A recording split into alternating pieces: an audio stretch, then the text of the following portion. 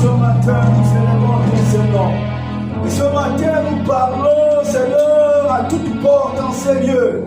Comme il est écrit, Seigneur, porte éternelle élevée vos linteaux. Ce matin, Père, que toute porte invisible élève ses linteaux, parce que le roi des gloires doit faire son entrée. Père, nous t'élèvons en ces lieux. Que ce que tu as résolu d'accomplir ce matin, Père, accomplis-le. Nous te disons merci. Nous nous abandonnons à toi. Nous voulons complètement disparaître ce matin et que toi seul tu sois vu. Pierre a dit à qui lions-nous? C'est toi qui as les paroles de la vie éternelle. Seigneur, marche au milieu de ton peuple. Seigneur, qu'un homme ce matin soit béni. Qu'un homme ce matin soit visité. Qu'un homme ce matin soit restauré. Qu'une femme ce matin soit sortie d'ici. Seigneur, oh Dieu, totalement renouvelé. Nous te disons merci. Nous croyons que tu es puissant. Nous croyons que tu as toute puissance pour changer les situations de nos vies. Que toute la gloire et la louange te reviennent ce matin dans le nom de Jésus. Que nous jeunes prions, nous disons tous Amen. Amen.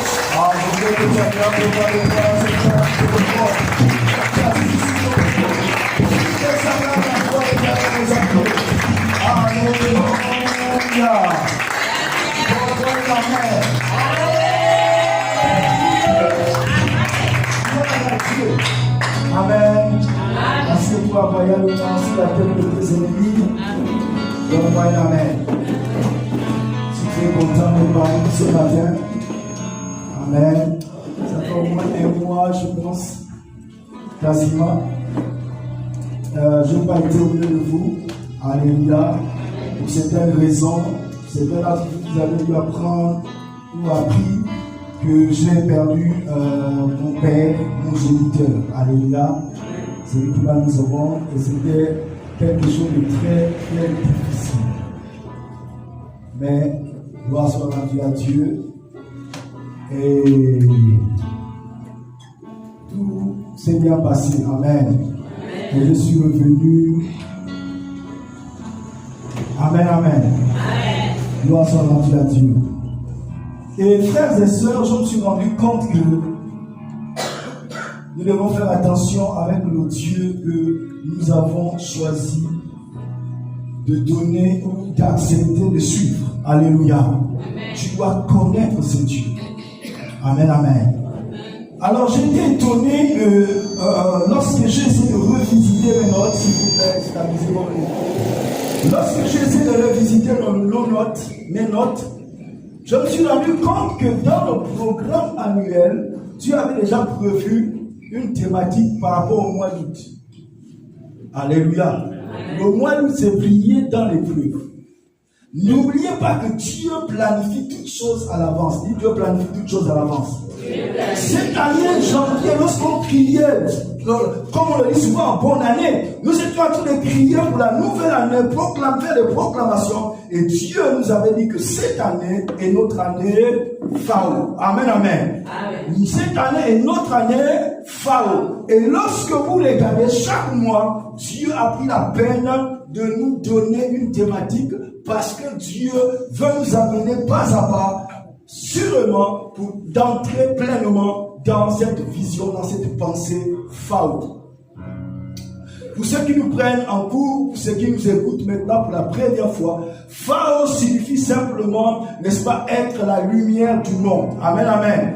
Basé sur Matthieu chapitre 5, le verset 14 à 16, où Dieu dit, vous êtes la lumière du monde. On a un rôle, cette année, on a une identité particulière, c'est d'être la lumière du monde. Et frères et sœurs, lorsque vous regardez le développement, le déroulé, en janvier, Dieu nous a amené à introduire, développer, comprendre pleinement la vision prophétique de l'année, n'est-ce pas, Phao. Et en février, Dieu nous a parlé de Christ comme étant la lumière. Amen, amen. La lumière Christ. Donc, c'est le but, c'était quoi? Découvrir la source de notre lumière. En mars, Dieu nous a parlé la lumière dans les ténèbres. Alléluia. Il faut suivre les pas de Dieu. Ne venons pas à l'église simplement comme si nous étions des spectateurs. Non. frères et sœurs, si tel est le cas, il y a d'autres divertissements dans le monde. Est-ce que vous comprenez? Mais lorsqu'on vient à l'église, suivez la pensée de Dieu parce que c'est quelque chose qui a trait avec ta vie éternelle. Alléluia. Dieu veut t'amener d'un pas à un autre. Donc il faut suivre exactement. Si tu ne comprends pas, va. Prie Dieu, Seigneur, cette pensée, je n'ai pas comprise. Qu'est-ce que tu as bien voulu me dire par rapport à ces mois, n'est-ce pas, qui sont déjà passés? Et le mois d'avril, Dieu nous a parlé de la condition, les conditions pour briller dans les ténèbres. On a parlé de la sanctification, de l'alignement. Le 5e mois, qui est le mois de mai, Dieu nous a parlé de développer l'intimité avec Dieu. En d'autres termes, nourrir la lumière intérieure. Et le 6e mois, Dieu a parlé de l'activation des dons. Alléluia. Je sais que le 6e mois, on n'a pas beaucoup enseigné là-dessus, ok, parce qu'il y avait beaucoup de séminaires, il y avait pas mal d'activités dans l'église. Mais c'était l'activation des dons. Et le 7e mois, qui est le mois de juillet, n'est-ce pas, on a parlé de la lumière et de l'impact social. Si vous comprenez? On doit impacter, on ne peut pas être dans un endroit, on ne saurait être dans un endroit comme nous sommes venus aussi si bas et que quelque chose ne se passe pas socialement. Est-ce que vous comprenez? Frères et sœurs, j'ai réalisé que lorsque dans un quartier, même si le quartier est réputé en banditisme, lorsque le gouvernement décide d'installer une caserne de militaires, je vous assure que le banditisme s'arrête. Pourquoi? Parce qu'il y a une caserne militaire. Alléluia. Ou de la police. Est-ce que vous comprenez? Or, nous sommes l'armée du Dieu vivant. Est-ce que vous comprenez un peu la portée? Si nous ne comprenons pas les choses dans l'esprit, frère, les choses ne pourront pas bouger physiquement. Ton arrivée ici au Sisiba n'est pas en vain. Yes. Tu as un rôle, tu as un objectif. Amen, amen. Yes. N'oublie pas que tu es le représentant de Dieu. Quelque chose doit se passer socialement. On doit voir les drogués abandonner la drogue. On doit voir les prostituées abandonner la prostitution. On doit voir ceux qui sont dans la précarité financière sortir de cette précarité-là. Oui, Dieu est capable. Oui, Dieu est capable. Amen, amen. Donc ne croyez pas que ce Dieu est incapable de changer la personne la plus pire. La preuve en est que certains d'entre nous étions de leur nombre, comme a dit l'apôtre Paul. Alléluia. Amen. Donc frères et sœurs, nous sommes maintenant au mois d'août, le 8e mois. Dieu dit briller dans les preuves. Amen, amen. Briller dans les preuves. On doit briller dans les preuves. Frères et sœurs, dès l'instant où tu as accepté Jésus-Christ comme Seigneur et Sauveur personnel, ce que tu venais de faire, c'est-à-dire que le plus souvent on enseignait que lorsqu'on accepte Christ, tout ira pour le mieux du monde. Non, en fait, ce que tu viens de faire, c'est une déclaration de guerre contre le royaume des ténèbres. En le terme que tu acceptes Jésus-Christ, le monde, le royaume des ténèbres est en rébellion déjà contre toi. Est-ce que vous comprenez? Donne-moi une amen. J'ai l'impression que les gens sont calmes ce matin. Arrangez-moi mon micro. Si ça ne passe pas, vous me donnez l'autre, s'il vous plaît. Donne-moi un amen. Amen. Alléluia. Amen. Est-ce qu'il y a quelqu'un qui a accepté Christ comme Seigneur et Sauveur personnel? Bouge ta main comme cela. Bouge ta main. Alléluia. Amen.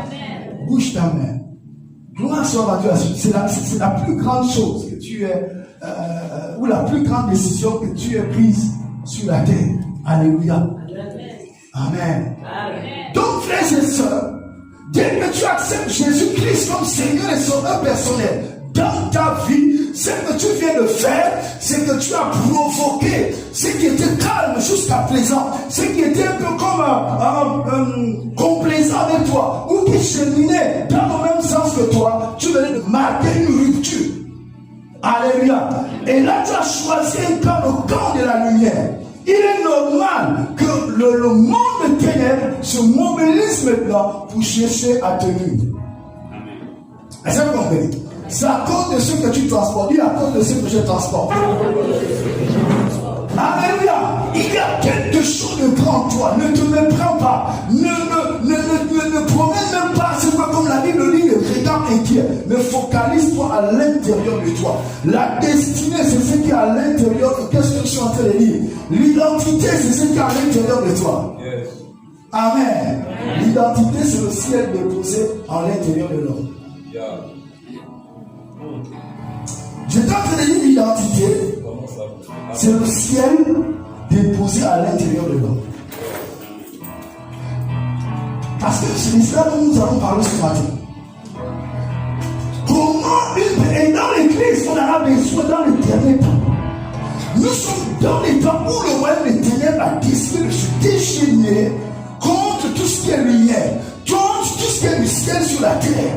Alléluia. Et nous savons que l'homme est le représentant de Dieu sur la terre. Lorsque la Bible déclare, faisons l'homme à notre, non seulement l'image, mais ressemblance. Le mot ressemblance renvoie à la responsabilité, renvoie à la représentation de Dieu sur la terre. Donc c'est l'homme sur la terre qui représente Dieu.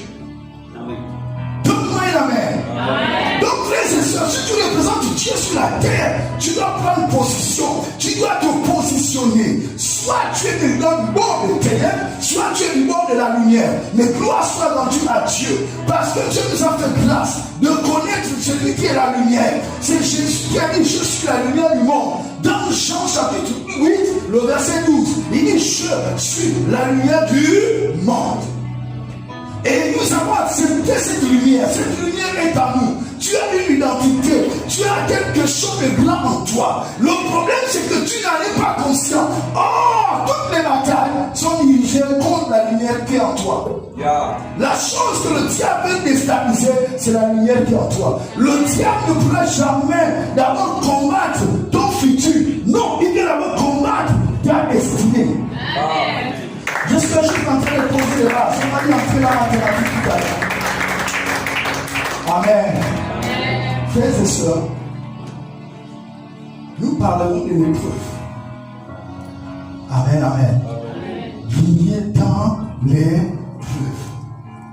Ne regarde plus l'épreuve ce matin. J'espère qu'au sortir de ce temps, tu ne verras plus l'épreuve comme tu avais l'habitude de regarder l'épreuve.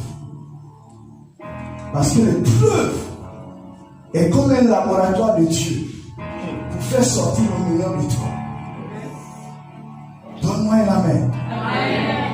Alléluia. Amen. Ça c'est très important. Amen. Donc ce matin, frères et sœurs, nous, pourquoi Dieu vient nous parler de l'épreuve? Assurément parce que plusieurs d'entre nous traverseront ou plusieurs d'entre nous traversent l'épreuve. Comme moi je l'ai dit. Amen, amen. Dieu a dit le mois d'août, nous devons briller dans l'épreuve. Mais pour que tu brilles, il n'y a qu'une personne qui connaît qui elle est. Amen. Comment peux-tu briller si tu ne sais pas qui tu es? Amen. On parle de... Donc c'est quelque chose en fait qui n'est pas censé bouger. Quand soit les circonstances à l'extérieur, quand soit l'oppression à l'extérieur, c'est qu'à l'intérieur ne doit pas bouger. Amen, amen. Parce que c'est ce qui est. Paul a dit que les choses visibles sont éphémères, mais les choses invisibles sont éternelles, c'est-à-dire stables. Amen, amen. Donc lorsque Dieu vient te dire tu es la lumière du monde, peu importe tout ce qui pourra se passer autour de toi, peu importe les agitations autour de ta vie, frères et sœurs, Dieu a dit que tu es la lumière du monde. On sait que lorsque lui parle, la chose se positionne. Alléluia. La chose se positionne. Le ciel se débrouille. Tout ce qui est autour de toi se débrouille pour l'accomplir. N'est-ce pas ce que tu as dit? Amen. Donne-moi un amen. Amen. Alléluia. Amen. Donc, frères et sœurs, j'ai envie de te faire prendre conscience déjà de l'identité qui est en toi. Amen. De l'identité. Lorsque les combats viennent vers toi à cause de ton identité, en fait, l'objectif de l'ennemi, c'est quoi? C'est de te faire perdre la conscience de qui tu es. Une fois que tu as perdu la conscience de qui tu es, il pourra maintenant agir sur ta vie, détruire tout ce qu'il a envie de détruire, bloquer tout ce qu'il a envie de bloquer. Donc, au sortir de ces temps, tu dois prendre la ferme résolution. Amen. De ne plus être vacillant ou vacillante avec ton identité. Amen. Tu dois l'assumer et tu dois te faire résolu, déterminé. Dieu a besoin de telle sorte de parler dans le bout. Amen, amen. De parler dans le bout, tu as besoin de sortes qui sachent qui elles sont, qui savent qui elles sont, qui ils sont. Amen, amen. Des hommes qui connaissent qui lorsqu'ils se regardent, ils savent qui ils sont. Amen. Amen. Permettez-moi, il y a juste une image qui m'a traversé. Ne vous inquiétez pas, on va beaucoup lire ce matin. Mais j'ai le cœur aussi en même temps de vous bénir. Amen.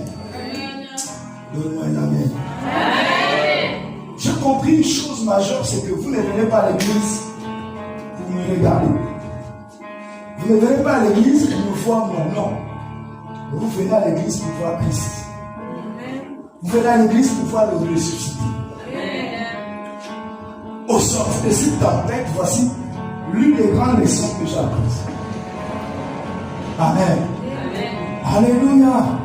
Vous venez voir Christ faire. Ce n'est pas quelqu'un d'autre. Et il mérite d'être présenté. Amen, amen. Donc tu dois tenir faire. Peu importe, au travail tu dois tenir faire.